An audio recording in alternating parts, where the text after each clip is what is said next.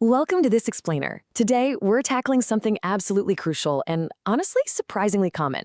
I'm talking about the emotional equivalent of sitting right next to someone on your living room couch, but somehow feeling miles apart. You're both just scrolling through your phones, acting a lot more like background characters in a Netflix show than two people in love. It's a very specific, painful type of emotional isolation. So we're looking at the 7 signs you're lonely in your relationship, and we're going to unpack the top 4 most critical ones today. And more importantly, we'll decode what those signs are actually trying to tell you. Okay, so let's dive right into this. If you have ever opened up a browser and typed in a question like, why do I feel lonely in my relationship? Or why do I feel alone with my partner? I want you to know right off the bat that you are definitively not alone. It's a hugely common search. Now, sure, sometimes this loneliness strikes because someone new suddenly seems exciting, like if a coworker suddenly starts looking exactly like Ryan Gosling in The Notebook. But let's hope that's not the reason today, because man, that is an entirely different psychological rabbit hole. Assuming that's not the case, let's look at what's actually going on here. Sign number 1, the roommate trap, when romance becomes logistics. This is where the external logistical symptoms really start to show up. You know how at first relationships feel exactly like a romantic movie montage? You've got the late night talks, the inside jokes, those endless midnight philosophical debates. You're texting until your phone battery literally begs for mercy. It feels like the deep emotional dialogue in Before Sunrise or the passion of Pride and Prejudice, right? But then, eventually, couples can slip into becoming what is basically a domestic operations team. You handle the groceries, they handle the bills. Suddenly, you're discussing your Wi-Fi router strategy like it's a sterile corporate meeting. Your deep conversations get totally replaced by maintenance questions like, hey, did you pay the rent? Or why are there 17 empty cups at your desk? Psychologists point out that emotional connection, not just cooperation, is what sustains a relationship.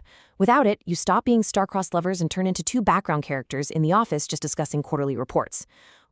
Moving on to sign number 2, missing the little things, the silent distance. Now, as we shift from logistics to the actual emotional symptoms, what's really interesting here is a psychological concept called bids for connection. Think about it. Remember when you used to constantly send each other memes? But now you see something funny and just think, they probably won't care. Well, those small attempts to interact are bids for connection. When couples consistently respond to those bids, intimacy grows. But when they're ignored or brushed off, emotional distance slowly creeps in. It's kind of like that super awkward moment in Spider-Man Into the Spider-Verse where Miles tries to open up and someone just responds with a flat, uncomfortable, hey. Except instead of just one awkward moment, that ignored bid basically becomes the entire emotional tone of your relationship. Which brings us to sign number 3, alone with your feelings. The safe space closes. Okay, this one is a truly painful realization. Telling someone they are overthinking it has literally never once cured overthinking in the entire history of humanity. Seriously. When you're stressed out and your partner jumps straight into problem-solving mode, or worse, dismissively tells you that you're just overthinking, man, that hurts. Psychologists consistently find that feeling understood by your partner is actually one of the absolute strongest predictors of relationship satisfaction. So if they just skip the emotion and jump straight to fixing the problem, that crucial sense of being understood is completely destroyed. And without that, even a really loving relationship is going to leave you feeling completely emotionally isolated. And that leads directly to sign number 4, looking for connection elsewhere, seeking resonance. Once that isolation sets in, you start seeing the hidden internal symptoms. Let's be totally honest here. Sometimes you're watching a psychology explainer like this one, and you suddenly feel deeply seen, and you think, wow, this narrator understands my life way better than my partner does. Now, just to be super clear before anyone gets the wrong idea, we're just here explaining psychology. We are absolutely not secretly trying to steal anyone's partner.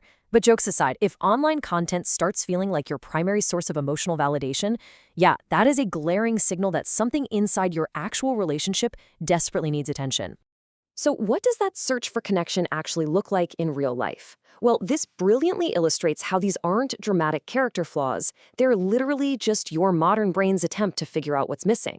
Because sometimes loneliness doesn't feel like sadness. It feels like imagination. You might catch yourself fantasizing about what it would be like if someone truly understood you, missing that feeling of deep emotional resonance. It's a lot like the anime film Your Name, which captures this beautifully. 2 characters feeling deeply connected even before they fully understand each other. Or maybe you turn to the modern version of emotional self-awareness, Googling phrases like, why am I lonely in a relationship? That's just your brain already trying to decode the fact that emotional closeness has vanished. So how do we actually fix this? Let's move to the resolution phase of our journey. Rebuilding your emotional bond, the cure for the drift.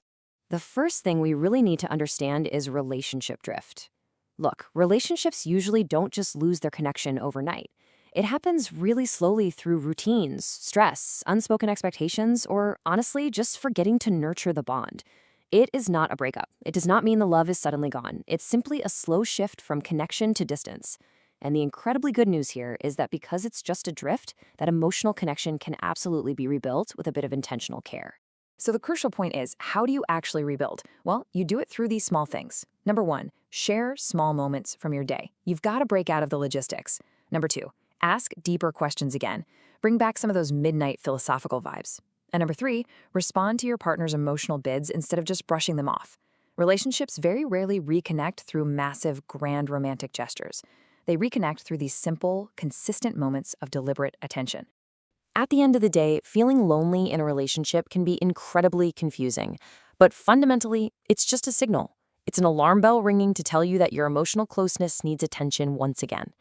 Recognizing the psychology behind it is the most empowering first step you can take toward changing it.